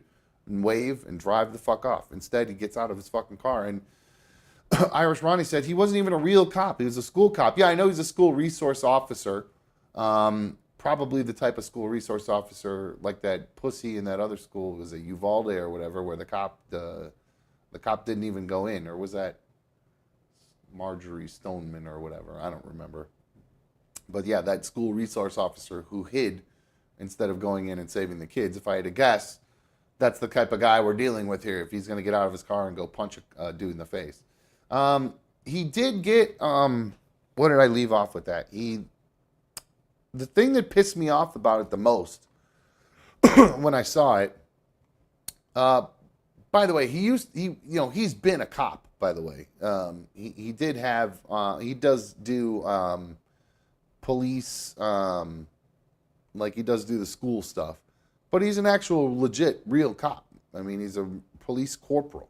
I mean, he's a real cop. But so the first thing I saw about this was that he just got suspended for 5 days. That was what I saw when I first read the news story about this. Five days. But then actually they ended up charging him with breach of peace and third-degree assault. Oh, wait. There's no change to it. Oh, my God. I thought I had it backwards. Okay. I thought that since he got charged with assault that he would have lost his job or gotten into more trouble. But no, the guy literally only got suspended for 5 days without pay and will be required to attend de-escalation training for 3 consecutive years? What the fuck? Unfucking believable, man. You just Imagine you did that at a job you have. You know what I mean? I know I'm crazy at my old job and everything, and go threaten to go do that to people. But think about it right now. I don't have really a boss, but if I got out of the car, punched the person behind me while I was door dashing, then the police got involved, I wouldn't be allowed to door dash anymore. I get fired from door dashing, and that's door dashing. That's delivering food to people. This is a police officer, one who's tasked with protecting children at this point, if he's a school resource officer, who gets out of his car with his little tiny dick and then punches a guy in the face because he got honked at. I can't even with this fucking story. And then he doesn't even get, so he got charged with assault. Is he then going to have to, go to jail for that assault? Or what happens with that? So I got to keep watching that story because this thing is fucking weird to me. Let me just double check. Let me re-Google this just to make sure I didn't miss anything. Any updates to this story? Hold on.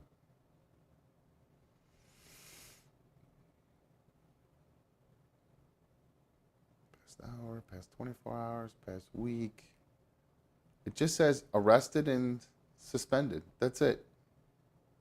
Arrested and suspended, but doesn't go into what is going to happen after the arrest. Is it just going to be a civil thing? Is that guy just going to sue him and get some money out of it, sue the city, instead of pressing criminal charges probably? Or why can't they do both? I don't fucking understand it. Irish Ronnie just gifted one another Dumb Show membership. Curdy ended up getting hooked up, so thank you very much. I appreciate it. Good for you, Irish Ronnie. Thank you for the support. Let's see here. So there you go. There's a piece of shit cop right there. And I have another one. It's actually an update to a story that we did a while back. Let's see if you guys remember this guy.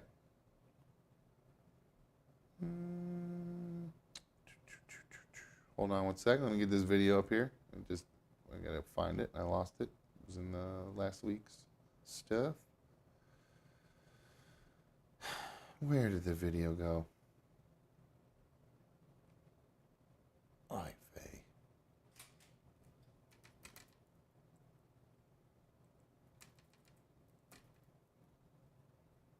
All right, here it is. I showed you you guys this video a while back. This is of a cop. I believe it was in Orlando or Tampa. I'm not 100% sure. But you guys might remember this video. Here you go. There's no sound at first. It's just a dash cam video of a cop, and then you see another car just go screaming by this cop. The cop flips a Yui and starts chasing down the car that went flying by. Now, you can't even see the car that went flying by anymore because it was going so fast. So this cop has to catch up. The audio is going to pick up here in just a couple seconds as he begins to catch up to the other cop.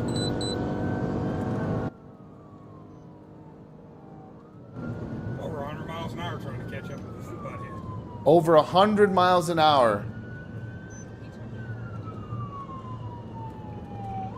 on a 2-lane road with plenty of traffic. He's the guy that... So there he is. The car that went blowing past him was a police officer. Copy down that bumper. This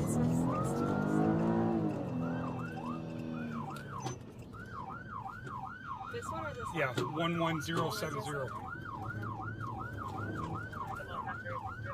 Pull over.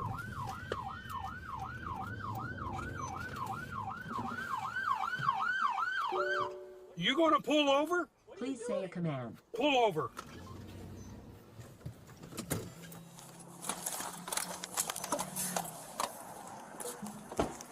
Three 113 to 313.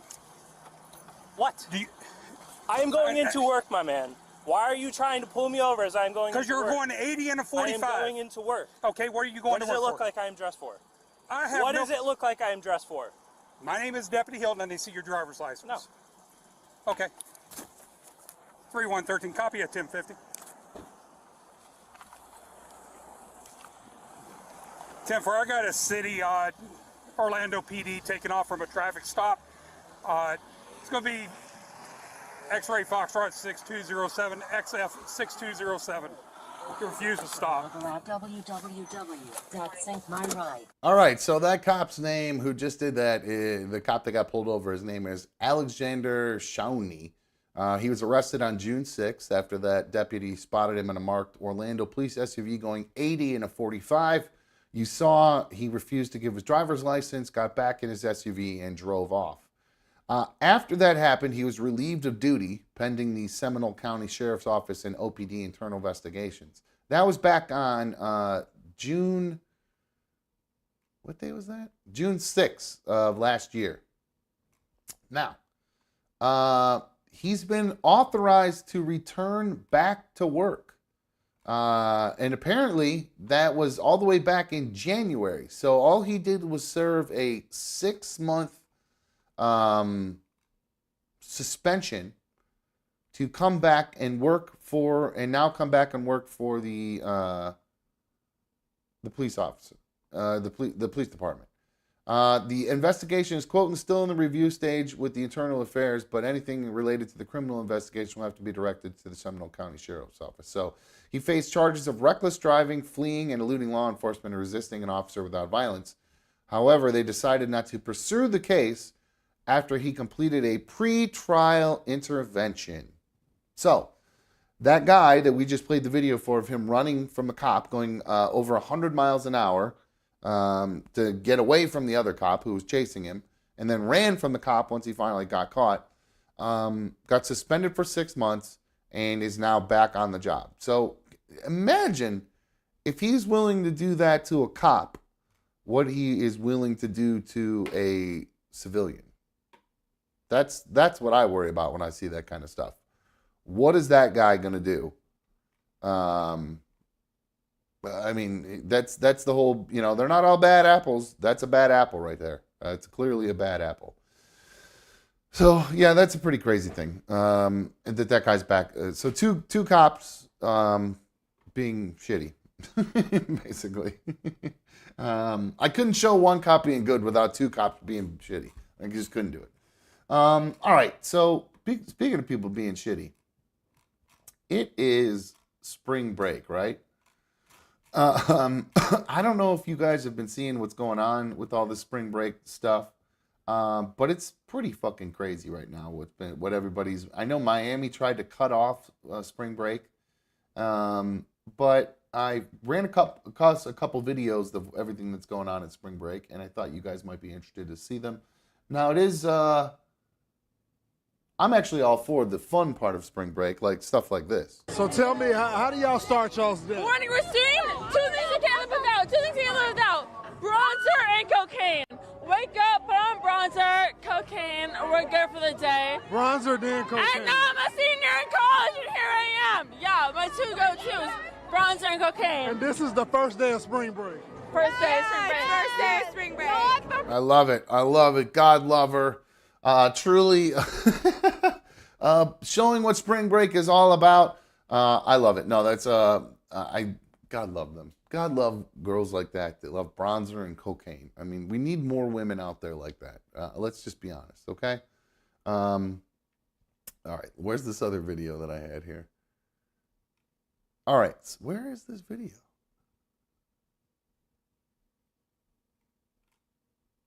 Oh man, did I lose a video here? Oh no, here it is. There is a new epidemic right now. I don't know if it's a new thing, but something is going on right now with women. And this happened to be, I don't know if there's been too much bronzer and too much cocaine that's been going on at some of these spring break events, but these ladies these days are getting down. You saw I showed you that St. Patty's Day fight. Here is what's going on at spring break right now.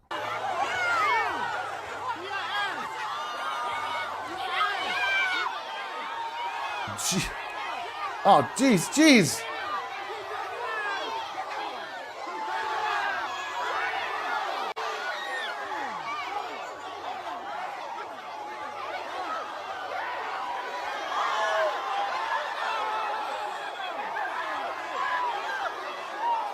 It's just fucking insanity, man.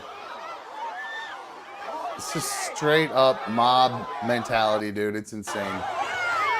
That's absolutely nuts. So that's no wonder Miami banned Spring Break. I don't even know. I don't even know where the fuck that one's at this point. I lost the actual news story that goes with that. But um, just imagine you're just sitting there trying to fucking have some drinks on spring break with your boys, or you're trying to hit on some chick or whatever, and then you got to deal with that insane nonsense. And then this just happened over the weekend as well. Like I said, it seems to be there's some sort of epidemic of women fighting right now.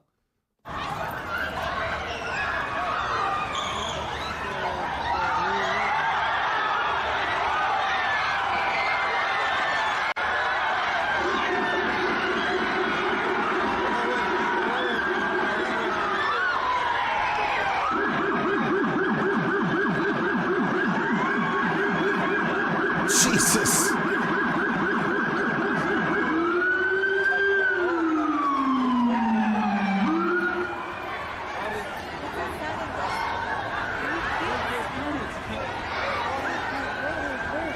She got her face rocked.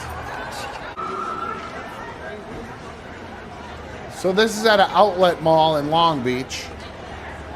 Like an outdoor mall kind of a deal, like they have. If you have, we don't nice places. But anyway, so there you go. This is what's going on right now. I found over the past week there have been video after video after video of girls getting into fights. Here is one. This was at Rolling Loud this weekend. Now, arguable is this a girl in this video? I guess we'll see.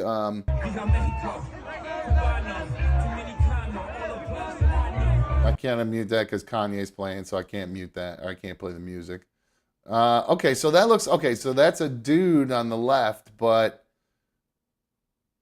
ooh, you're getting beat up by a dude. Oh, wait.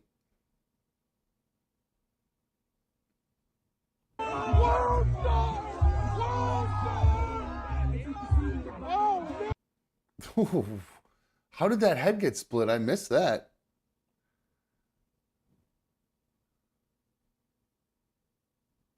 Ooh, right there when they fell, maybe? I missed it. I didn't see where they got punched and the split happened.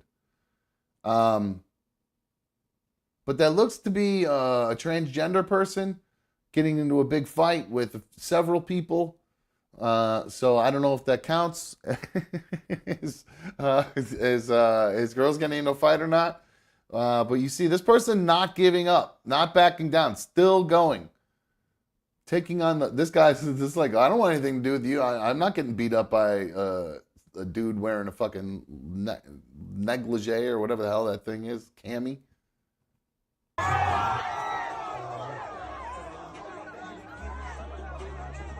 This is a long fight. This is a long time to keep fighting. This person had the energy for this to just fight. Oh, hair pulling. All right, so it is a girl. There is a chick. All right, the hair pulling happened. So there you go. Then they all start jamming out back Kanye. Now, the reason I bring up all these fights. You know what? I have one more before we get to the good one. Here's this other one from last week. Another one I found from last week. This is in a high school lunchroom. Check this one out. More girls.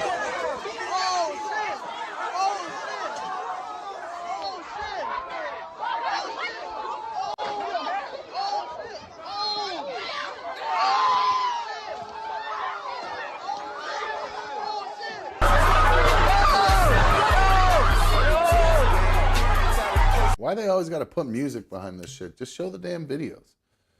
So this is a brawl in a high school lunchroom. You'll notice mostly girls fighting. Now we've got an administrator down on the ground. So it's just crazy. I don't know what's been going on over the past couple of weeks. Now this one, I think we have actually a dude in there fighting. I can't tell. It's just so chaotic. But that actually leads me to a story that happened I don't know, I think last week. I never got to it, but I know there were a couple people who asked me, they wanted to know my thoughts on it. You might remember this video right here. Now, this video is pretty fairly graphic, so warn you ahead of time. This one might be uncomfortable to watch. I might actually stop it before it gets to the bad part, to tell you the truth. So, this is what is her name? Kaylee Gaines. She was attacked. Well, I don't know if she was attacked. She got into a fist fight off school grounds. 15 years old. This is in Missouri. You probably know this story, but here's what happened. Oh shit! I meant to stop it before it happened. Fuck. Anyway, so that happened faster than I meant to. Anyway, you saw what happened right there. This poor 15-year-old girl gets into a fight, and one of the other people grabs. Shit, I truly didn't mean to play that. Fuck, that happened way faster. I thought I had more time before I got to that part in the video. My bad, guys. Sorry.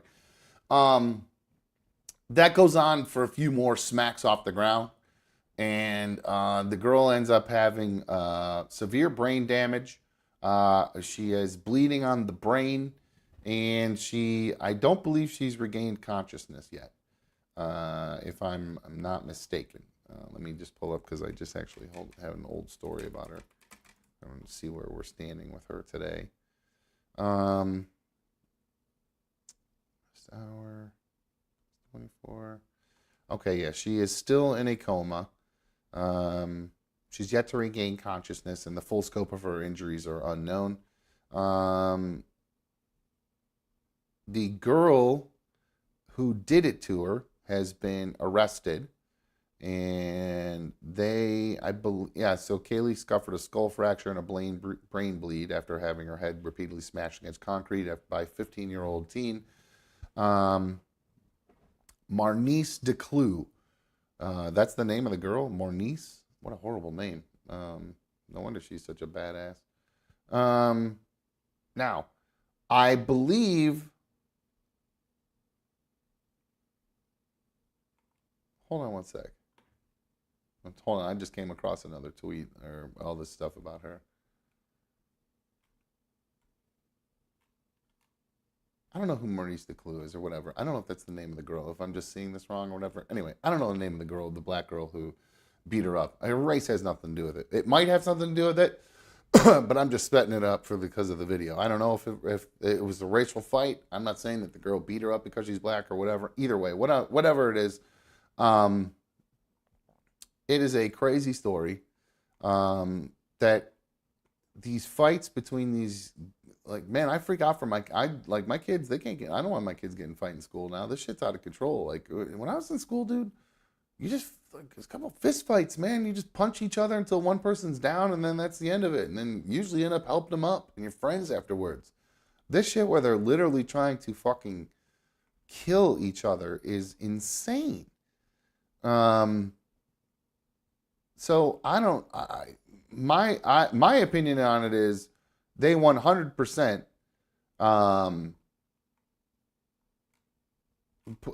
they 100% have to put this girl away and treat her like an adult, right? I mean, is there any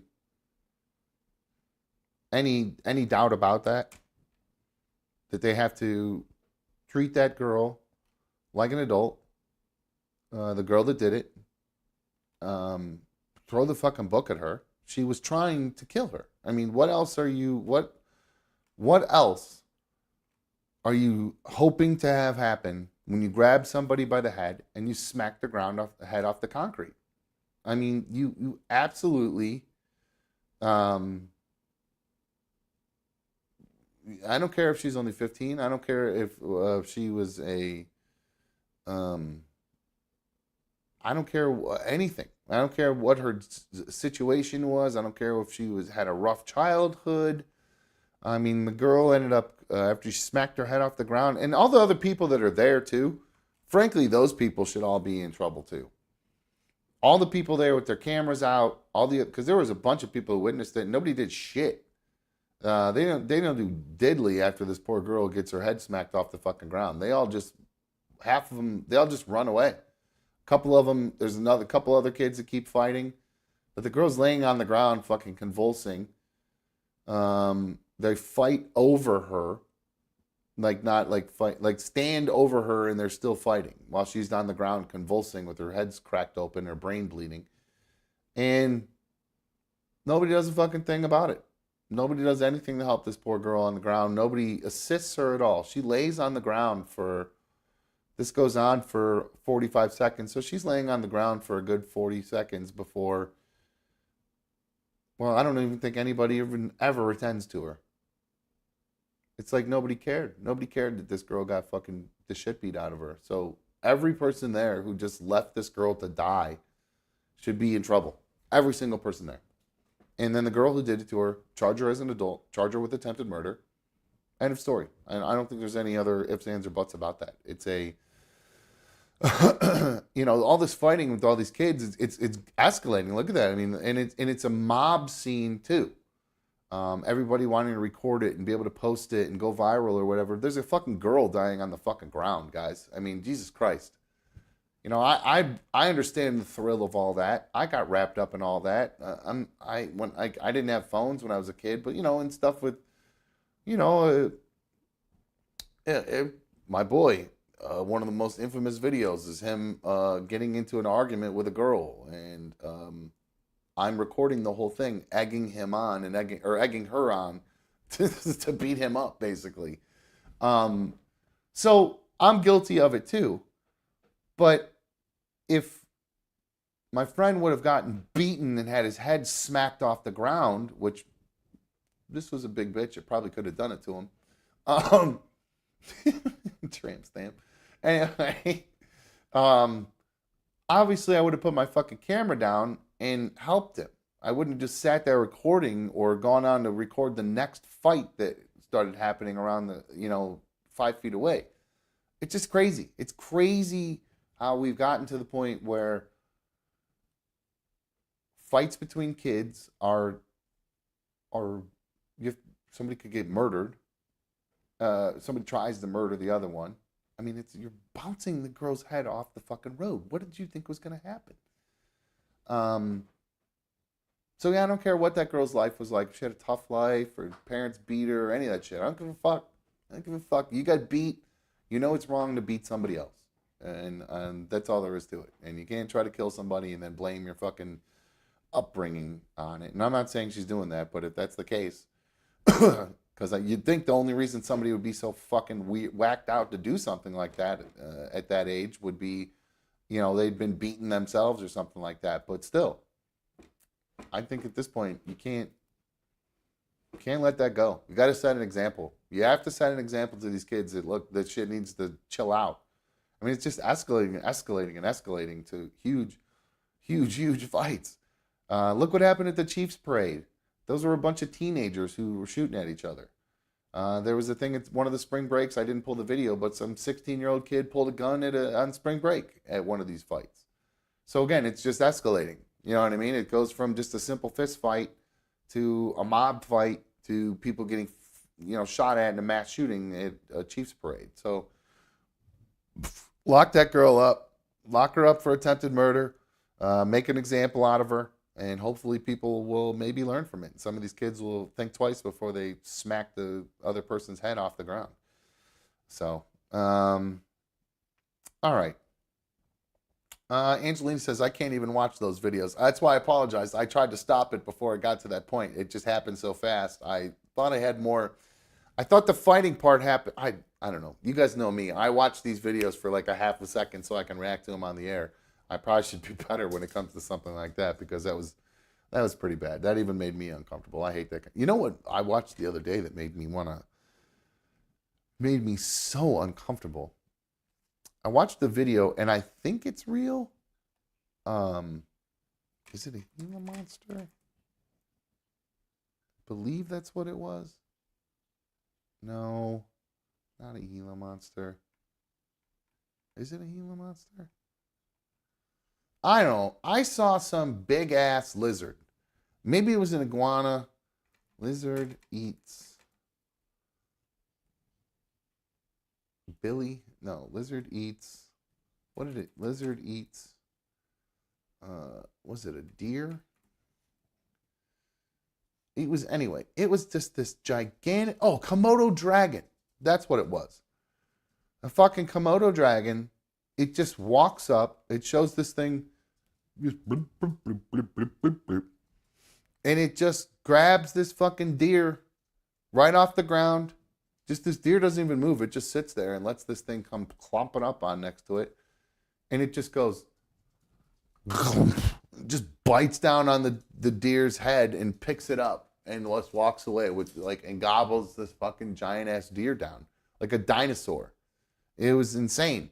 That video disturbed me. Like the girl getting her head knocked off the concrete, that's uncomfortable. I don't like seeing that. But boy, seeing something get eaten by another thing, man, that stays with you. Really fucking, yeah, Komodo dragon ate a deer. It was crazy. It was nuts. I couldn't believe what I was seeing. I don't want to play it because it's just going to make me uncomfortable. You want to find it, Google it, whatever. But yeah, it was fucking fucked up. I don't like those kind of videos at all. Not a bit.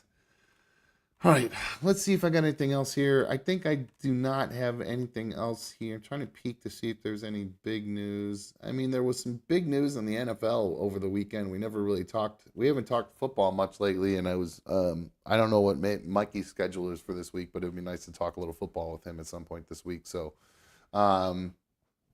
maybe tomorrow or whenever he's around, because I saw him in the chat earlier and he bounced, I think. So I don't know if it just got late or whatever, but all right, so that's going to wrap things up for us tonight. I will try to talk some football with you. We'll talk Russell Wilson going to the Steelers, Justin Fields being traded from the Bears to the Steelers, Kenny Pickett and his big FU to Pittsburgh when he left on his way out to Philadelphia. So a lot of movement in the NFL over the past few weeks. It's been absolutely crazy.